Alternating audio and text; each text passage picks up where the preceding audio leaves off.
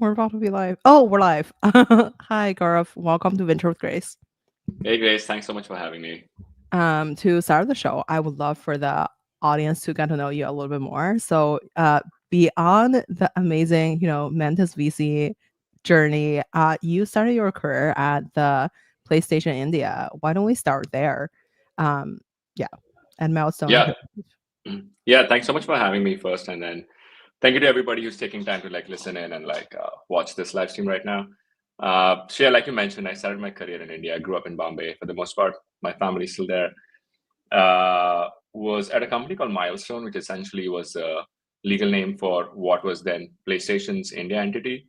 And this was right after my undergraduate degree, and uh, it was a pretty interesting kind of space where you can imagine the massive PlayStation brand, and you take it to a small market for them for India. So I did everything from doing brand strategies, product strategies, actually setting up large multi-million-dollar brand campaigns.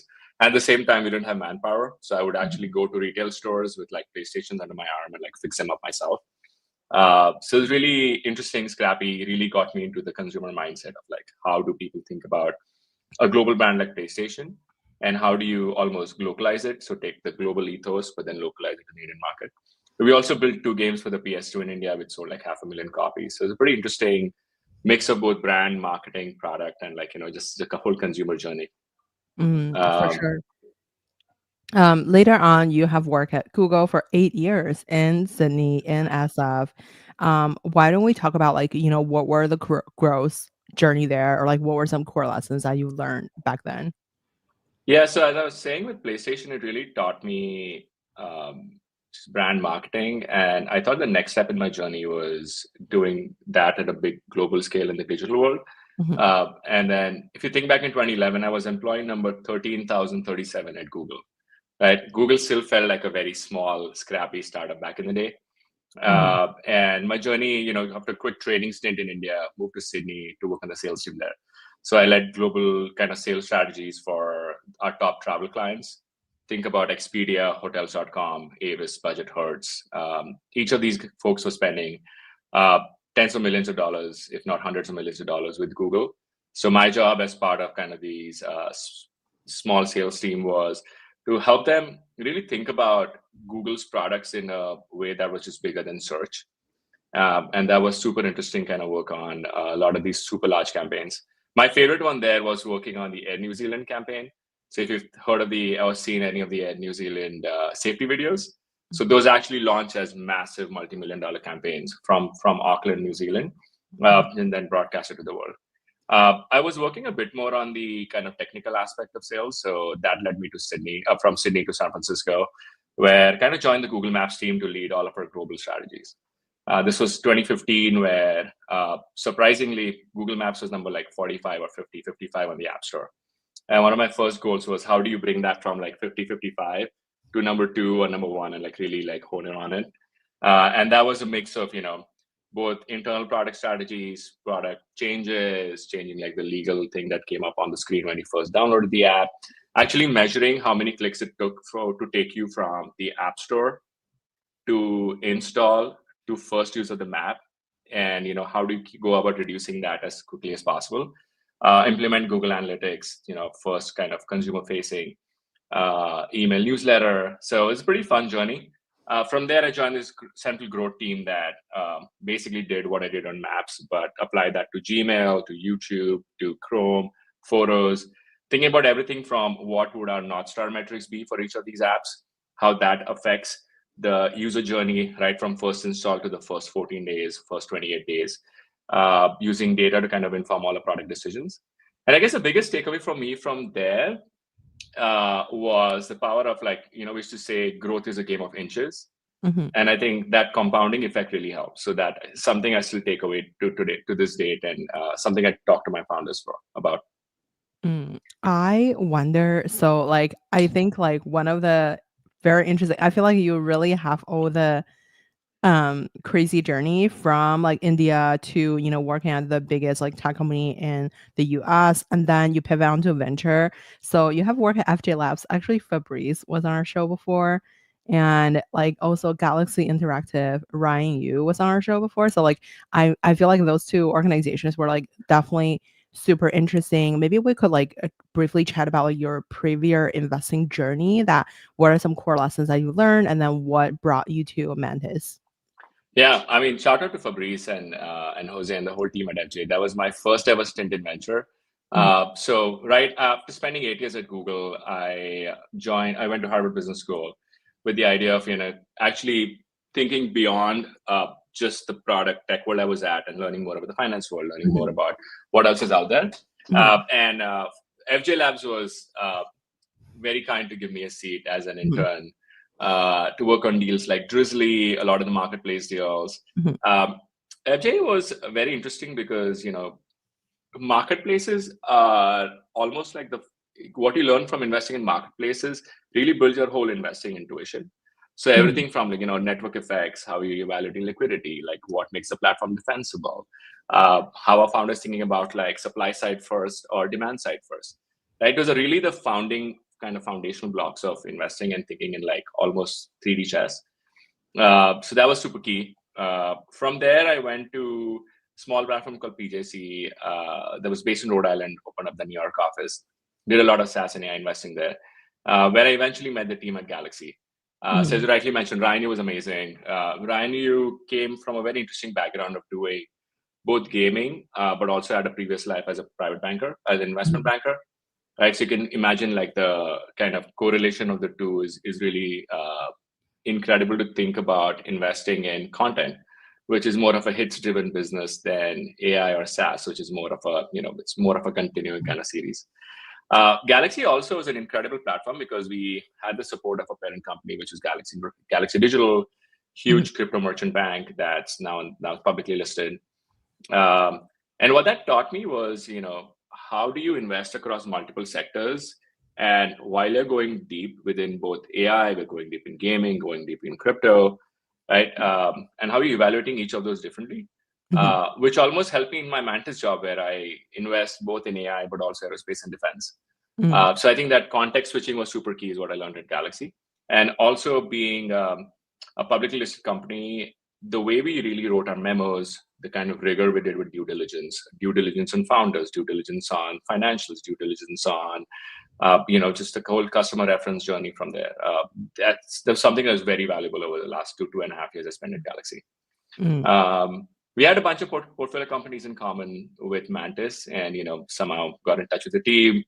It was a 6 month. I think it was like a 6 month, almost like a dating journey. I would say. Venture is a long hiring cycle, mhm. and around this time last year is I think when we were closer towards working together and joined the team and end of August. I wonder, so like from the starting talking to Amanda's team, like I guess like what was the journey like to like be involved in like a different VC firm? And was it like so like do you have to like I guess like maybe if you could walk us through like what was the initial point of contact to, what kind of case study you've done, or like, obviously you don't have to go into detail on who exactly was the case study, but it's more towards like what was the journey like to pivot from one firm to the other? Uh, it's almost not like any other interview process or recruiting process. Mhm. Venture recruiting is very different because Yeah. it's a series of chats, Yeah. it's a series of lunches and dinners, it's a series of Mhm. evaluations. Mhm. And the way you actually get on the other side of that process successfully is what you do in between those, Mhm. right? And what I mean by that is the job of a venture investor is finding the best founders and the best deals, like, Mhm. and then supporting them on a later journey. But I Mhm. think being involved in the right networks, in the right founder groups, Mhm. in the right kind of deals, and then the ability to win those is most important, Mhm. right? So I think what I was doing in between our chats, in between like every 2 weeks or so, I would send a deal I was looking at, Mhm. and also add why I liked a specific founder, Mhm. why I liked this specific deal, why I thought there was a gap in the Mantis portfolio, with, for example, a vertical sector of some sort. Mhm. And I would do that regularly over 2 weeks. Every week or 2 weeks, I would keep on sending that. Mhm. Um, More importantly, not just the fact that I was hearing about a deal, that I could introduce the team to the founders. right? And actually like have a conversation beyond that. At the same time, when the team was looking at some deal that was really interesting to them, they would send it to me saying, hey, how are you thinking about it? Right? Mantis is also interesting because we sit at the intersection of culture and technology, right? I think the Chainsmokers, Alex and Drew have just such an incredible job of balancing both the creative world and now the venture investing world. So culture fit was super important to them too. So I think just over a 6-month period, it just kept happening over and over again. I was always, every single conversation I had with Alex and Drew, I was blown away by whenever I would send an email or a text, and I think folks who are listening in and folks who've interacted with Alex can attest to this, I would get an email or text back in 5 or 10 minutes. And I know this man is out touring, or I know they're at a show, right? As soon as that's done, there's a text back. The thoughtfulness with which Alex and Drew were asking questions, evaluating what I was sending them, was just so impressive. At a certain point, I was like, I have to, get off the sidelines and join the team. I have so many questions there. So like you mentioned, like you will send something every 2 weeks, and like as for the things that you're sending, would you send like your like a full blown memo, or like is this more towards like a paragraph of like why XYZ is cool if you want to meet, yada yada yada, and like when the team meet these potential portfolio companies, like do they end up investing, or like is there like a particular milestone that you have accomplished to join? Like, does the team have to invest in like 5 out of the 10 deals that you send, or what was the whole like I guess like the whole journey kind of like? Yeah, I think let's like if we just step one step ahead, right, or one level up. What you're doing as an investor is you have a differentiated thought process.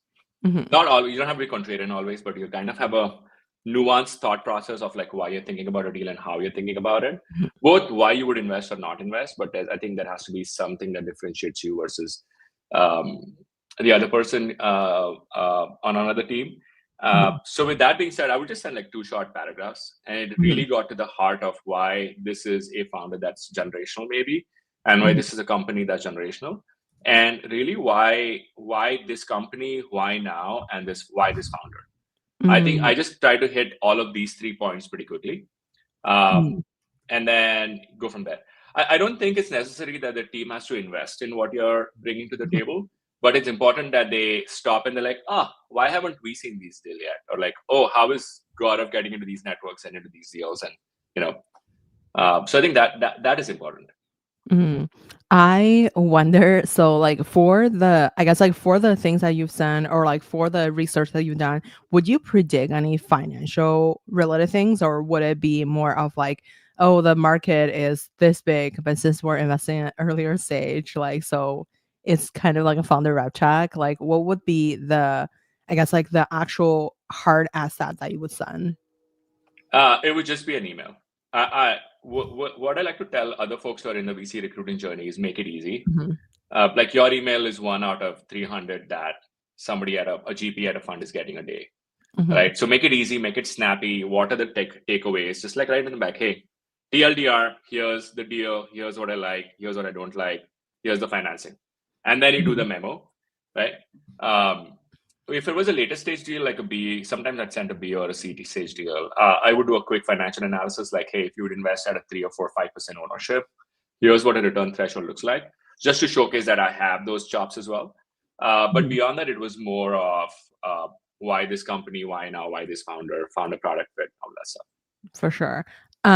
Why don't we start with like Mantis investing strategy? Because like obviously everybody heard about the firm, and I know that like you guys just recently raised like $100 million new fund. Congratulations.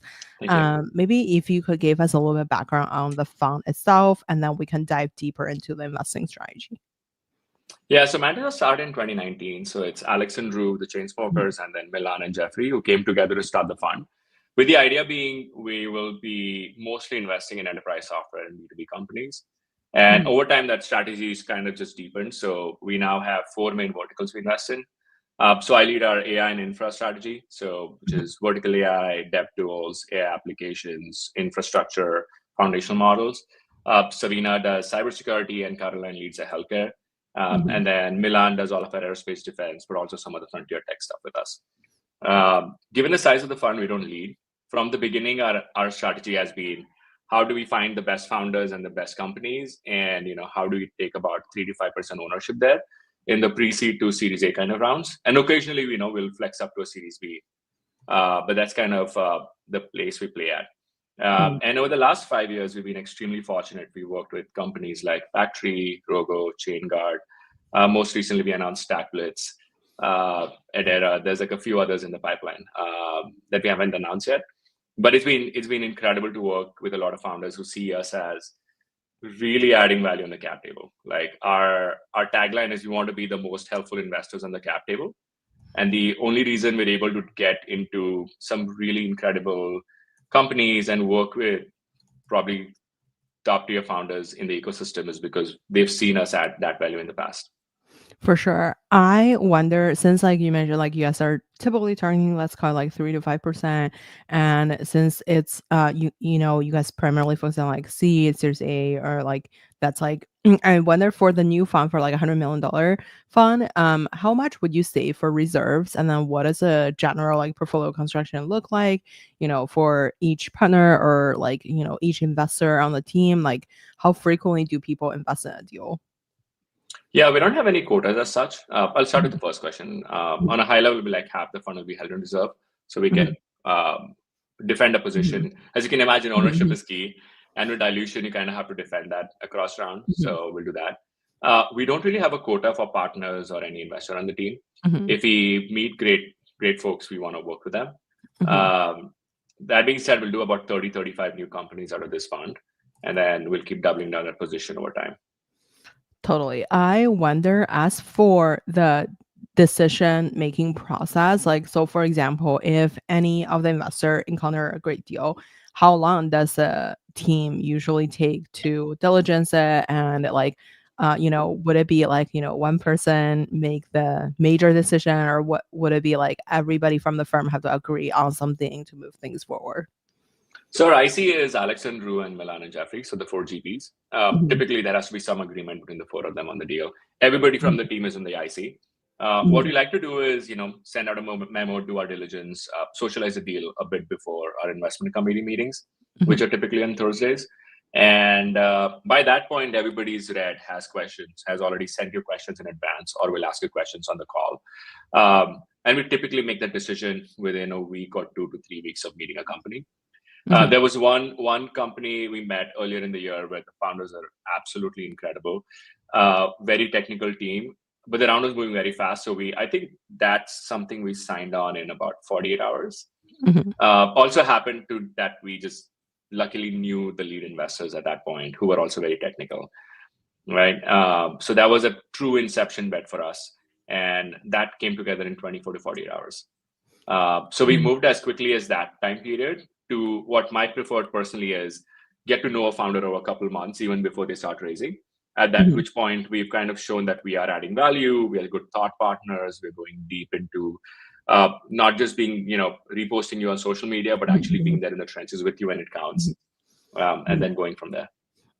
Speaking of being in the trenches, like, so obviously I know that like, with Alex and Drew, like closing deal should be like a lot easier. There's a lot of, like, I guess, social capital or like social value that like Mantis could bring. But like in terms of like the day-to-day working with the founder, like how do you guys I guess like for winning the deal, like what are something that beyond, on the surface level, obviously we know it's like two like, famous like people that like come at you, but like I guess like what are some other stuff that you guys are doing to like actually make sure that the founders continuously saying great things about the firm?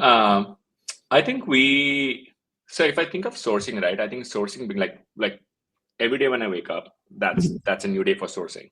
And what I mean by that is sourcing and winning. And what I mean by that is every single thing we do in our just a drudgery of venture, which is show up, help founders, talk to founders, follow up. If you're going to pass respectfully and pass quickly. Live up to the promises you've made to your portfolio companies. Do the intros you promise you'll do it for them. be there on a Monday, Tuesday, Wednesday, whenever you want to, sit with them for 2 hours and like just talk through go to market, talk to technical decisions, talk to hiring decisions. Um, all of that really contributes to winning in the long term because founders work with us not because of Alex and Drew, but because they've seen every single investor on the team over the last 5 years show up when it matters and show up even when it doesn't. Right? There's 2 or 3 portfolio companies I'm working with very closely right now. I'm actually in New York right now because I'm hosting a dinner tonight with 2 of my portcos, and I'm trying to get them to collaborate on some technical stuff. Right? I am almost like an outsourced PMM for one of my portcos where I meet with them once a week and like we iron out what is the positioning for the next 6 months going to look like. How do we socialize this category that they're working on? What does just going beyond a blog post or even like a Twitter presence look like? With another team, we're like very close. I actually sent out 40 LinkedIn messages to founding engineer profiles because this is like a very, very early team, and they just didn't have any manpower for hiring, so I was there with them. Right. So I think that's what contributes to us winning deals.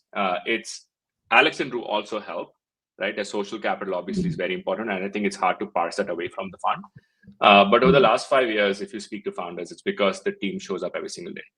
Like I was saying earlier, right? We want to be the most helpful investors in the cap table, and that could be both from a position of technical expertise, where we are in there helping talk through what tools to use, what should we go after X market segment or Y, how are we building our infra stack, like what are we doing there, to go to market, like which are like the next 5 companies we can open up in diligence, open up for the pipeline, to just just being the call at 11 p.m. and like just being their biggest cheerleader, right? I mean, we forget that founders are human too. We are human, like we just want to be there and just like be there when they need us. At the same time, be there when they don't, be at arm's length when they don't need us. Like some founders prefer working by themselves and will pop their head out and reach out when you need it. You can ask some of the founders in our portfolio companies, but Alex is usually the first to respond when you get an investor update. Every quarter or monthly, whenever investor updates are sent out, Alex is the first to like read it, respond to it, ask thoughtful questions. And actually, he'll email our internal group chat on the side saying, hey, here's what I saw here. Maybe we can collaborate with XYZ company. Maybe this is what you're doing. Right? It's just incredible that the leadership sets that tone for the fund, because that really like carries on through the ethos of the fund. I wonder when they're like, I guess, like, how do they have the time to like manage each individual deals? And like, I guess like the other part is like, since like I feel like AI is very hot these days, like do you guys have like a valuation cap when it comes to some like some of the AI company are like super crazy? I'm sure if you really want to get into the deal, you probably can. But what if the valuation is like very crazy at the very beginning? I'll answer the first question first. I don't think they sleep very much. Okay, yeah, I can see that. Yeah, they're just incredibly hardworking. I extremely inspired by just how hard they work and how much they care. They take this business very personally. They're in it for the long term, and we're all in it for the long term and the right reasons, right? So it's almost like work-life integration and not work-life balance. So I think that's kind of makes it easy to, when you love the game, you are in it for the right reasons. We do have ownership thresholds. So I think, like I was saying, 3 to 5% ownership. We will flex slightly up or slightly down depending on if it's a category we really want to play in. So, for example, Stackblaze sort of Series B, and that's one sector beyond what we would typically invest in. But Eric has just built an incredible team and has just spent the last 7 years just building in this space and is an absolute authority on dev tools. So that's a team we thought we should really just be in the trenches with. So, we were able to flex down on an ownership threshold, but still be a part of this incredible team and platform.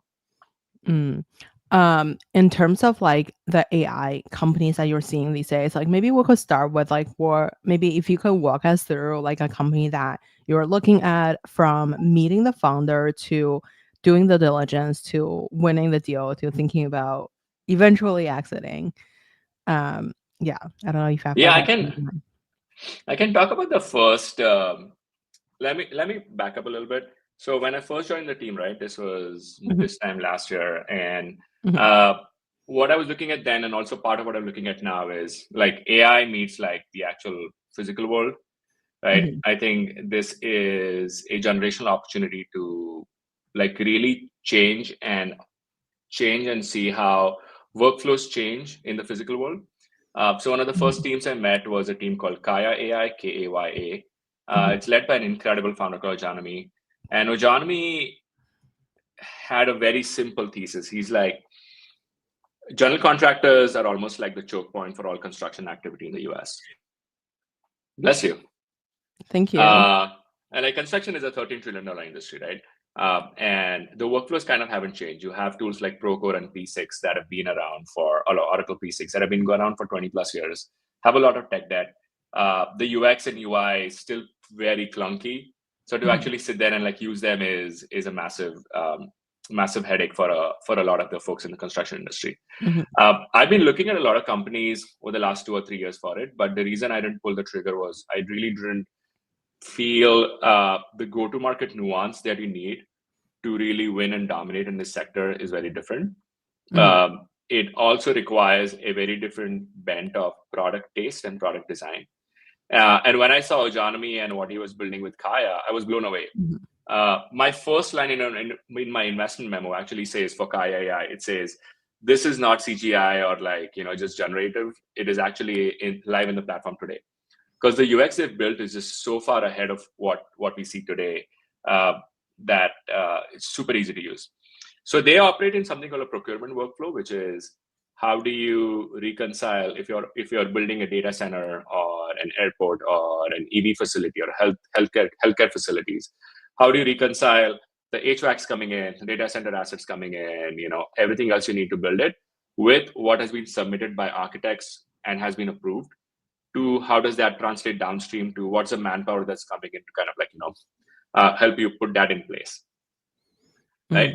And this currently in this current shape of form with the systems of record today takes about 100+ hours a week, just across like multiple spreadsheets. Like we're still operating in the 80s with this.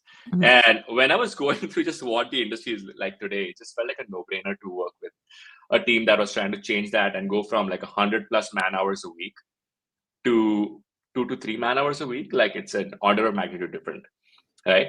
Which means your manpower costs change, your margins improve. And what really sold us was I was talking to a large general contractor who was using Kaya. And this project manager at a data center site said, if Kaya helps us save just one weekend of overtime with one work gang, it's already paid for itself 10 times over a year, right? So it's hard to like not think about working and partnering with a team like this. So we kind of co-led the seed round there with the Pritzker family office, and we are racing towards the Series A milestone now, and like go on to like over time.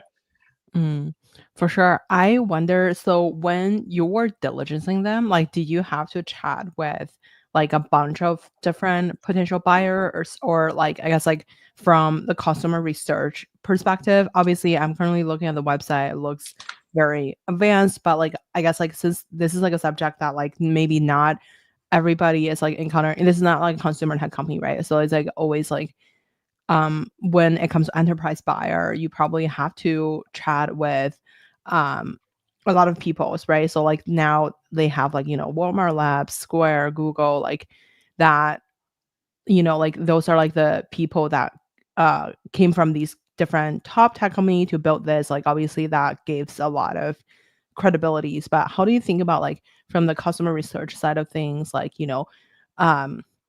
if there's like any strong indicators that like at the very beginning that people think this will be the winner in this category? So we did about 7 or 8 reference calls for Kaya. And like I mentioned, the kicker for us was 2 things. One for me was if you're spending 100 hours in Excel sheets and you can automate that to 2 hours, that is just like a next level improvement. But the second one was something that I was been thinking about deeply and is a thesis within the fund is how do you take more and more data under your management right at the source of truth, and then what are the ways in which you can enrich that data, and using agents, can you actually do like more real-time access for some of the data workflows? Like for example, with Kaya, before Kaya, you couldn't really tell real time when is my HVAC unit arriving. You couldn't tell when are my racks arriving, right? Because this was updated on a weekly or maybe bi-weekly basis. With Kaya, you have an agent that's constantly calling, texting, emailing, but not just doing those actions, but feeding that feedback back into an Excel, into the platform, and giving a real-time view of like what's going on. That is like a step change function of how you operate. That becomes then the default. That's how you log into your, think of folks who work in the construction industry. They've been in the same seat for 20, 25 plus years. They're in no mood to relearn something that's clunky and like has 20 steps going on. If you can make it super easy for them and you can make it the default, that's kind of how you win in this space. So with Kaya, I think that really was what sold us. And I was mentioning the example with the general contractor, right? To have a software platform that can pay for itself 10 times over if you save 1 weekend's worth of work. Like that's just an incredible kind of accomplishment these folks have built in under 2 years. I wonder, so like, since like, I think like, when it comes to sourcing these kind of deals, I wonder like, how do you think about systematically sourcing a specific subsector? So this would be like, vertical AI, but, do you typically have like a thesis that like, we want to see something in the traditional industry, like construction or some other like different sub area, maybe like, I don't know, like health, like dental or something. So like, how do you think about like which subsector to go after? And from the sourcing perspective, do you typically rely on like other investors, or like do you go out there to like after, let's say you define a thesis of like construction, and then you went into research mode and then trying to find 40 construction AI company out there and then see what they're doing. I mean, if you could like give us like a bit more details on the sourcing side. Yeah, it's a mix of both. I think for vertical companies, for vertical companies, it's easier to kind of source because you have a thesis on dental clinics, or you have a thesis on mental health clinics. You have XYZ, right? It's easy to kind of then build a thought process of like, here's what I like, here's what I don't like, who's really building, do a LinkedIn scrape, or like just look at Crunchbase or PitchBook and like kind of scrape and go from there. What's really more interesting though is inception level, very advanced research and researchers leaving some of the large foundational model labs, or leaving like a Stanford CS lab or a Yale lab, right? And then actually going through papers, going through the GitHub repositories, just lurking around on Twitter, talking to other founders, like what are the best tools right now? Who are the favorite researchers today? So I think the systematic mode for us is, I want to say, a mix of everything. I know it's a bit of a cop-out, but it really is. Because you constantly kind of like age, like I'm 39, so I'm like aged out at some of the younger founder networks. But the only way I can like keep maintaining my edge is by constantly reading what's being put out in research, like be on top of that, and then actually reaching out to some of these researchers, asking thoughtful questions, and seeing where they are in the company building space, right? Because we don't lead, we only follow. We kind of almost have to wait for this perfect time of, yes, this is a great founder. Yes, there's a round coming together. Maybe we can like get in the round, or maybe we can like do something else around there. Right? So that's how he usually comes together. On the flip side, sourcing from other investors, we work very well with other funds because we don't lead, we only follow, and we try to be the most helpful folks on the cap table. So I think we've kind of created a great positioning for ourselves in the ecosystem where folks love working with us. We are very complimentary. I always like to say we are the Robin to your Batman, and we will be the best Robin to your Batman out there. I wonder when it comes to like, I really love this saying, but I wonder like when it comes to like, I guess like working with other investors, since you guys don't lead, is there any like things that you felt like it was like unexpected? Because I think it's a very popular strategy among like earlier stage funds, because a lot of like funds that I think like from the capital perspective, like people or like from like a generalist fund, typically everybody is just like follow, and like I don't know if there's any particular like challenge that's unexpected, or like maybe even like the good part that's like unexpected? Like, is there something that people never think of when your strategy is primarily follow? I want to say I think the best strategy is to make it easy Mhm, to work with people, be responsive, be truthful, whether that's reasons for your passing. mhm, I actually almost never send a pass email. I do a pass call. mhm, I will take time to call a founder and actually give them the reasons why we're passing, mhm, and try to be as honest and transparent as possible on that call, right? mhm, Thirdly, we follow up. We we deliver on what we promise we will deliver. So I think all of those reasons make it really easy for us to be considered when there is allocation available in a specific round. mhm, At the same time, I think just be likable, mhm, right? I think that's we are. I like to say that we are all just humans selling to other humans, mhm, and interacting with other humans. So if you're likable, uh, if you're not sharp-elbowed, if you're very collaborative, if mhm, you're really, it doesn't just flow one way, right? Like I think mhm, just given the position we occupy in the ecosystem, it also mhm, flows the other way, where we are also sharing deals with the folks we work with. Um, mhm, um, some so I think in that perspective, folks are seeing that we are also in really good networks with founders. We thematically and have the right ideas. We are thesis driven. We have this particular opinion, which might be loosely held, but we have a strong opinion on XYZ sector, right? mhm. That's how we get brought in. Mm.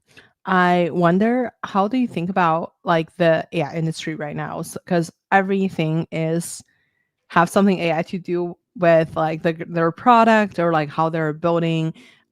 What sub area are you most excited about right now? So there's three which we're looking at very closely. I think one is obviously agents are on everyone's mind, right? But it's Mhm, agents and orchestration. And I think some of mhm, this is illustrated by my Kaya example, was like mhm, going beyond just building on top of models, like mhm, what is real, like actually real mhm, autonomous task completion across workflows look like? mhm, How are you positioning yourself to kind of be the default within a workflow? And that could be, like here is a forward deployed model of AI plus services within the financial sector, within regulated sectors, within insurance, or it could be in the construction space where you literally are taking a 25-year-old broken process, which people have just made mhm, peace with, and turning that into like a aha wow factor the minute you start using it, right? mhm, But doing this in a secure, compliant, and with the right kind of auth way is super important. mhm, Second is AI and how it correlates with defense and security. I think we are only kind of beginning to see the adversarial attacks that are happening with generative AI, and mhm, beginning to see the tools and platforms that are now being coming up to like defend them, right?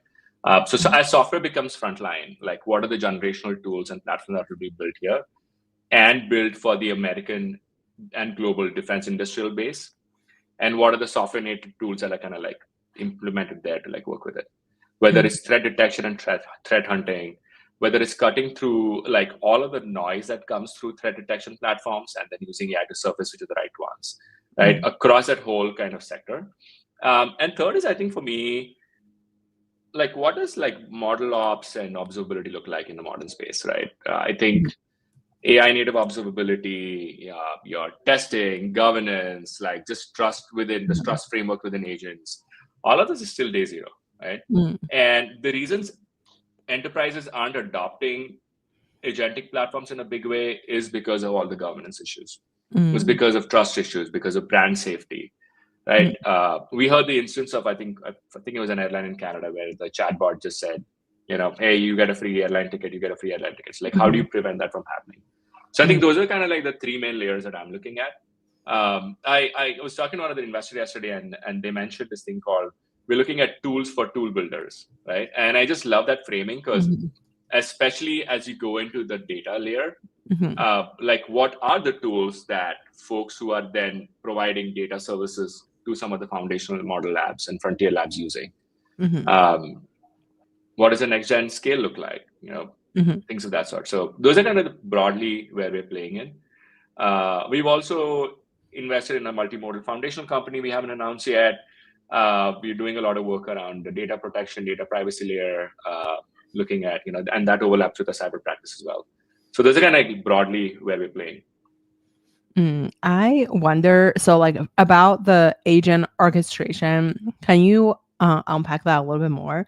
So on our show, we had the former chief product officer of like open door. Wait, sorry. Wait, what was it? Like, oh my god, the neighborhood company is very famous. Oh my god, I'm completely dead. Okay. Zillow? Open Door, next door. No, not next. Oh, next door. So like we Yeah, had the yeah. former chief product officer at next door. She's building the AI agent that's managing other AI agents. So I actually looked into the AI or agent orchestration space. Is that the kind of AI? Oh, I mean agent orchestration that you're talking about, or like what are something that you are seeing that's like very interesting? Yeah, pretty much all of that. So I think it's how are you like really harping on like latency and reliability, right? Mhm. How are you chaining like multiple LLM calls? How are you chaining multiple sources of truth, multiple sources of structured and unstructured data? Mhm. And each of that adds like variance. So how are you preventing that and like securing your latency and reliability? Secondly, I mentioned the chatbot example, but I think how do you really trace errors? Like these could be across prompts, it could be across agents, across what tools you're using. Mhm. That debugging is a complete nightmare. Mhm. And across all of the platforms that were more built for the SaaS era versus like an AI first era, how do you debug across those is really important. Mhm. Third thing for us is like really the state and memory, right? Mhm. Agents need long-term persistent memory. Mhm. There is like no standardization across this memory layer yet. Mhm. Um, Relevance and context are important, like as and when you're kind of like putting that into at the right space. Mhm. And then with version control as well, like you're not versioning code anymore. You're like versioning prompts, you're versioning reward functions, you're versioning policies. And then I feel like every kind of AI native company is rolling out their own orchestration layer. So Mhm. what does that kind of like main standard look like over time? And Mhm. I think that's where that's where we are. So I think Mhm. like we have some companies doing that. So I think like factories looking at it in our portfolio. So across like how are you taking away complexity? So like how are you abstracting complexity? How are you like really doing like hardened deployments? A lot of our demos that we see break in prod. So like how do you really doing like reliable enterprise ready deployments across like your workflow? And then just adding instrumenting, so like visibility, debugging, orchestration, all of that stuff is really kind of what we're playing in.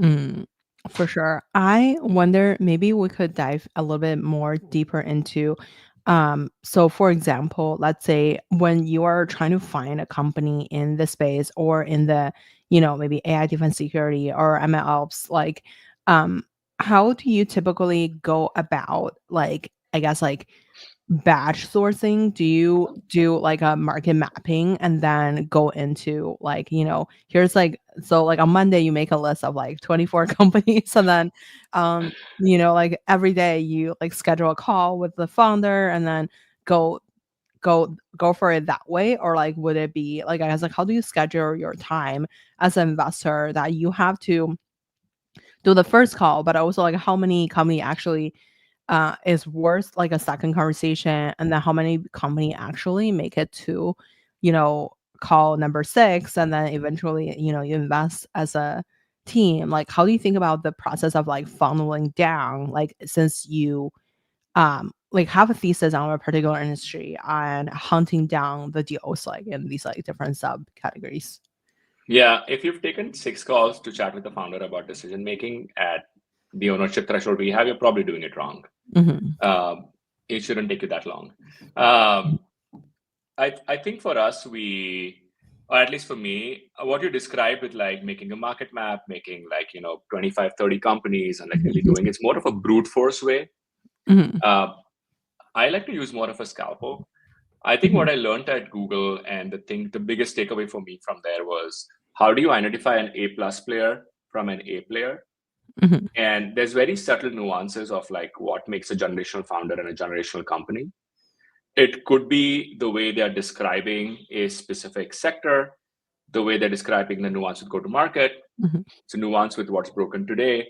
Right? When you actually are thinking through why a specific industry needs to change and what is the AI native way to do it, founders will typically give you the answer in either the research they've done, where they worked in the past, some stuff on Twitter or Reddit or GitHub or whatever they're doing, right? It just comes through at its core a little bit. So that's usually the first signal for me. I actually don't really believe in doing 25, 30 calls across this whole sector. I think about 5 to 10 is more than sufficient to kind of get a lay of the land. There's folks who've been in investing way longer than I have and also way more technical than I am. So I'm lucky enough to have a board of directors where I can call and actually ask feedback on, hey, here's my thesis on a specific sector.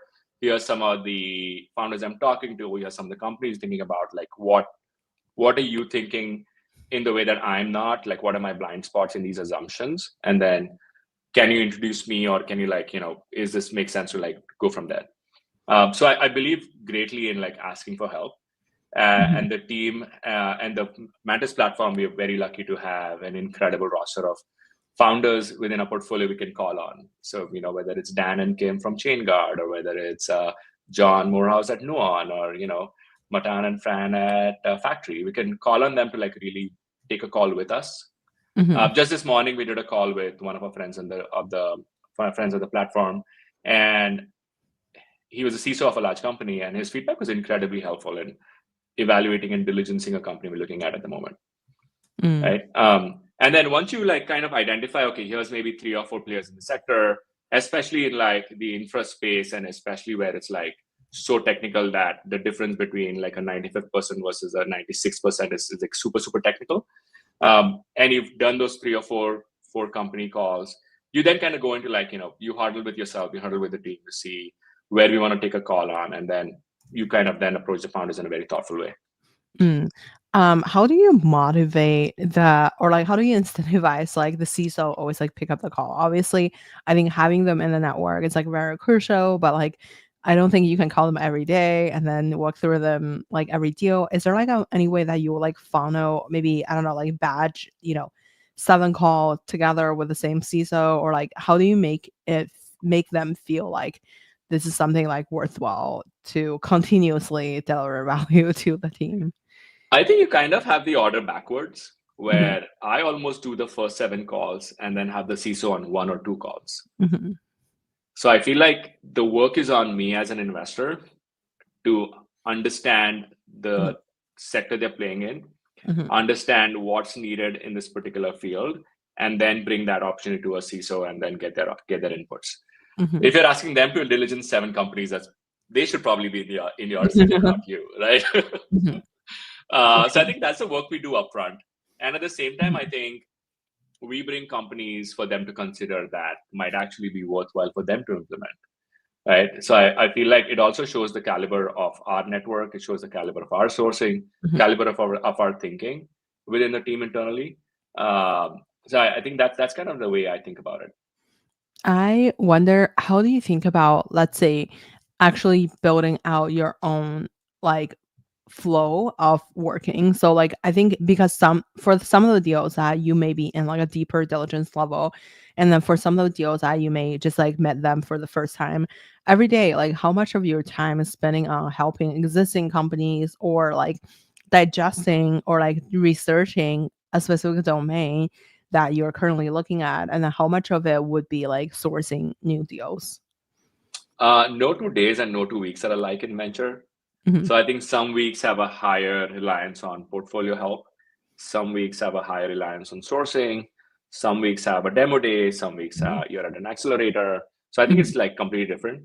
I'm in New York this week, so I'm here from yesterday to Sunday, and I'm spending most of my time meeting with founders I don't typically spend as much time with, whether that's hosting a portfolio dinner tonight, or I had 4 calls with yesterday, or met 4 founders in person of folks we are interesting, are building in the sectors we think are interesting, and then following up with them. At the same time, New York has an incredible venture ecosystem. So you also spend time with other investors. So I actually played pickleball this morning in Central Park with 4 other investors. So you kind of find ways to keep the flow going. You find ways to self-motivate. And, I think the reward for me personally is just meeting incredible founders. When you see that and you see that generational talent, like it just makes your day. Like there's no substitute for it. I wonder when it comes to hi Jackie. I want to say hi to Jackie. She's a Hi, hi. Jackie. So I wonder when it comes to like I guess like collecting or like do you have like a personal CRM on tracking these different deals, or like is there like a particular way that you like to like, I guess like in each month do you have a KPI on like bringing X amount of company, or like how do you set goals for yourself throughout the journey of like investing? I'm very fortunate in the Mantis platform. We don't believe in KPIs on investments. We don't have KPIs on X number of deals. I believe that show me incentives, I'll show you outcomes. Our only KPI is, are you working with generational founders and are you in the right companies, right? And did we see them early enough? So I think for me, my personal CRM is like, I try to identify founders and companies about, if they're all, at least at a seed, about 6 months before we invest. So my trip here, I'm now looking at founders we would look at when they would probably raise their next round, end of this year, early next year, right? So I always try working with that much lead time, because that gives me more time to get to know them better, get to know their team better, and conversely for them to identify that we would be the right partner in the journey, right? That being said, doesn't always happen. Some deals get done in 3 or 4 days, so you have to be nimble enough to move on it. But personal CRM, honestly, is just it's a mix of, I have a list that I maintain, which is, who are my interesting founders, which are the interesting companies, what did we miss out on in the last round that we could do the next round on. And I think it keeps tweaking over time, because you kind of like learn from the mistakes you made or learn from the companies you could not get into for whatever reason that might be. So I think it's maintaining a very basic Excel spreadsheet list. I wish there was an agent to like fix that, but very basic Excel notes, docs. I take copious notes of every meeting. I kind of debrief with myself after every meeting. And at the end of the week, we're like, okay, what are the next couple of weeks look like for myself? Who should I be chasing? Who should I be spending more time on? What sector should I be upskilling myself on? Right. I'm reading a lot on the whole MCP architecture right now. Like, why now? What's the long-term defensibility of it? What does a company look like 7 years from now? Talking to a lot of both investors, but also like professors, right? And then seeing what cutting edge research is being done. I wonder, how do you maybe if we just use like the most like the latest things that you just mentioned, like MCP defensibility, right? So like let's say I don't know if you're like technical or not, but like so when I guess like when you're dealing with a sector like this, like how do you think about I guess like the product slash like the company side of things versus like the research? And since like you mentioned like you would talk to the professors, like what kind of question would you typically ask? Like since like I think like most of the professors will have like very deep technical domain, but like how do you leverage that to like evaluate a company? Yeah, I think you have to mix at a high level both academics and academia, but also actual practitioners in the industry, right? So from both a founder level, like do these founders have domain expertise? Have they worked in a specific company that is building somewhat similarly? And do they have the go-to-market nuance? And do they have not just a product, but kind of like a platform nuance of how to build this into a broader platform over time? So we kind of like do a mix of both. The questions I would typically ask are like, who actually are the researchers who are doing the cutting edge here, right? What are some of the papers you've seen? Like, walk me through XYZ. I have an engineering degree, but like from like 20 years ago at this point, right? So it's almost like constantly reading up and keeping up with whatever is new in the industry. For sure. When do you typically like educate yourself on the technical side, or I like totally forgot to ask this question, but like what is like one skill that you're constantly trying to get better at? Yeah, actually that's a good question. For me, it is, venture is so in the now. And it's almost like I have to turn my lizard brain off when I'm on a pitch call or talking to people or talking to founders, and like not let my own biases come into it. So I think the skill I'm kind of like teaching myself to just slow down, Mhm. whether it's breathing or just literally just, like, I'm not going to speak in this meeting till I actually have 5 minutes to parse through what I've just heard. Mhm. It's hard, right? It's hard because your brain wants to immediately react and you kind of immediately want to like lean in and say something. Mhm. And shutting up is a skill that I'm learning this year. And it's honestly been way better talking to founders and other VCs when you just quiet and you Mhm. listen more than you speak. And we just get to learn more that way. Mm. How would you react to, let's say you're chasing a deal and then the founder is like, we're not raising. But I feel like everyone's always raising at some point. So like, how do you think about that kind of stuff? I think yes and no. I think people, if they're already sitting on a ton of capital, and Mhm. as a fund that doesn't lead, right? Because there's two options. We can come in and write a note at the last round valuation or a slight markup, or actually honestly just wait for the next round to happen, depending on price. Mhm. The best thing to do, or to like not chasing a deal, but like actually just working with founders, is to just add value. I Mhm. feel like if you can add value both from a go to market, helping them get design partnerships, Mhm. or actual customers is probably the best. Mhm. And both making new intros, but also helping them close existing intros.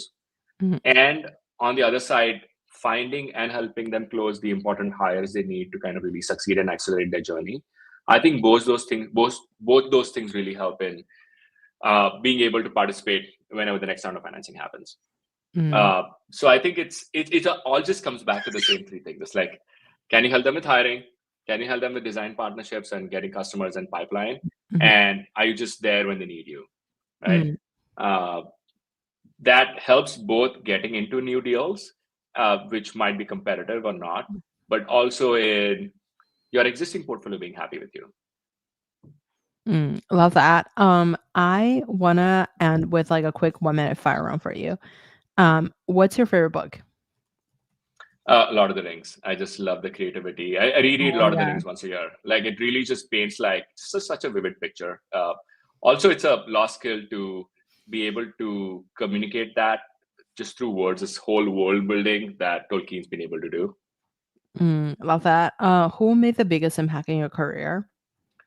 Uh, in my career, I'd probably say it's my from a professional perspective, it's one of my first managers at Google, Mhm. who's now the head of country at for Google Australia New Zealand. She actually just Oh, wow. would open up opportunities, understood what I was trying to do beyond just the quarterly goals to hit, and like actually was invested in my career. She played a pivotal role in helping me get an internship, like a 20% project, and then an eventual role in Google San Francisco. I think she really changed my trajectory. So Mel Mhm. Silva, if you're listening to this, thank you so much. Who would you invite to your dinner party?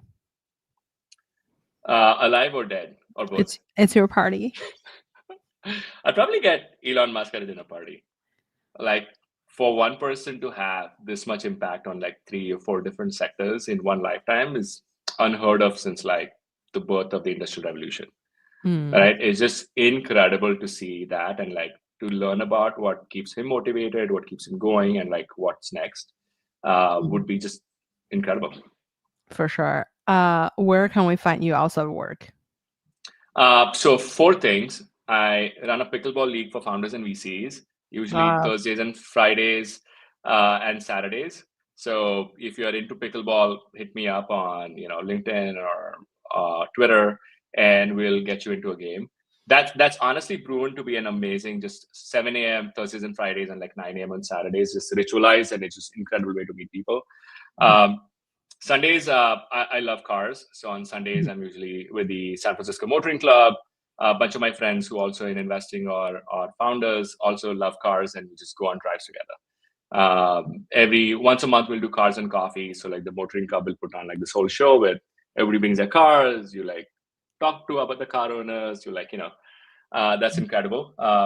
And I have a pilot's license. So, every couple of Sundays, I like flying up in the air and go to Napa, Monterey, Santa mhm, Rosa, Santa Ana. It's just a great way to unwind and just zone out. for sure. I love that. Well, Gaurav, thank you so much for coming on the show today. It was such a fun conversation. Thank you so much for hosting, Grace. And thank you, everyone who listened in. Awesome. Let me quickly and